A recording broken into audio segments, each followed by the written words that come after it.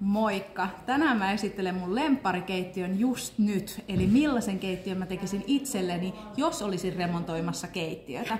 Mä oon täällä Puustellin liikkeessä ja näiden valikoimista löytyy tosi kaunis tämmönen ohutkehyksinen tammiovi.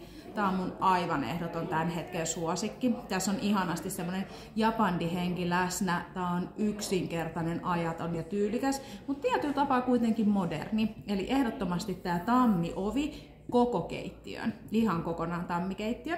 Sitten Dekton tasot, Arga on tämän värin nimi. Siinä on tosi kauniisti näitä samoja sävyjä kuin tässä tammessa.